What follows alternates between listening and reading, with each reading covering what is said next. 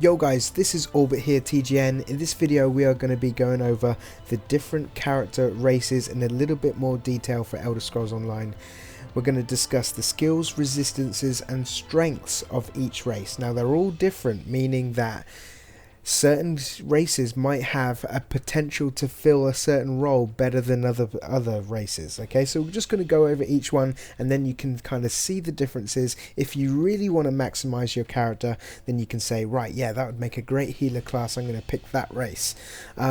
It's only minimal, don't get me wrong, it's only minimal guys, but it does make a difference, I'm sure, especially when it gets onto the top level dungeons.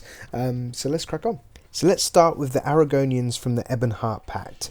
Firstly, it increases experience gain with the restoration skill line by 15%. So the restoration skill line is going to level up faster. That's not necessarily massively important because it'll eventually level up. It just means you can level it up a little bit faster if you were to pick a Arrigonian. Moving down, it increases swimming speed by 50%. It's a reptile at the end of the day, so I should hope so too. It increases maximum health by 1% and poison and disease resistant by 7. Could be handy. And it also increases healing received by 2%. Next from the Ebonheart Pact we've got the Dark Elves. Increases experience gain with dual wield skill line by 50%. So just like before, you'll level up dual wield by 15% faster. Moving down, we've got increased max magicka and stamina by 2%. Increases fire resistance by 105. Increases max magicka by 1%. Say that fast 10 times. Increases spell power with fire effects by 1. Okay, so they are the Dark Elves. And the last one from the Ebonheart Pact are the Nords. Firstly, it increases the experience gain with the two-handed weapon skill line by 15%. So you level that up faster. Increases health regeneration while in combat for 5% by 5%. Increases cold resistance by 10. Increases maximum health by 1%. And increases armor by 2. So you can see instantly that this would probably make a nice tanking class. Let's move on. Moving on to the Aldmeri Dominion, we're looking at the High Elves now. So the High Elves, firstly, increase experience gain with the Destruction Staff skill line by 15%. Moving down, increases magicka recovery while in combat by 3%. Increases max magicka by 4%.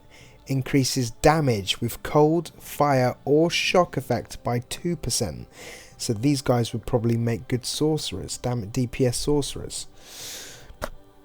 Continuing on with the Aldmeri Dominion, we've got the Wood Elves.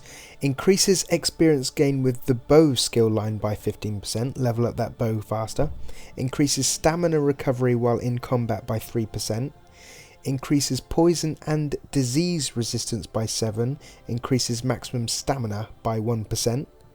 Also improves stealth radius by 1 meter, increases damage done while in stealth mode by 3%. And the last race from the Aldmeri Dominion are the Khajiits. These guys increase experience gain with the medium armor skill line by 15%. Increases health regeneration while in combat by 5%. Improves stealth radius by 1 meter, increases damage done while stealthened by 3%, increases critical rating for melee attacks by 1%, and damage done by successful critical hits by 5%. So these guys want your close range DPSs, it sounds like. Moving on to the Bretons from the Daggerfall Convenants, we've got Light Armor Affinity. This means it increases the experience gain with light armor by 15%, increases maximum magicka by 4%, increases spell resistance by 2%, and reduces the magicka cost of spells by 1%. Then we come to the Redguards. Increases experience gain with the one-handed and shield skill line by 15%. Increases stamina recovery while in combat by 3%. Increases max stamina by 4%. Restores 1 stamina to player while damaging an enemy with a melee attack. Quite cool. This can happen no more than once every 3 seconds. And that's what they do. Cool. Next up, we've got the Orcs from the Daggerfall Covenant. Increased experience gain with heavy armor skill line by 15%. Increases max health and stamina by 2%. Increases health regeneration while in combat by 5%. Reduces sprint cost by 4%.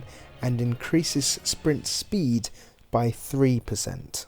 These are the Orcs.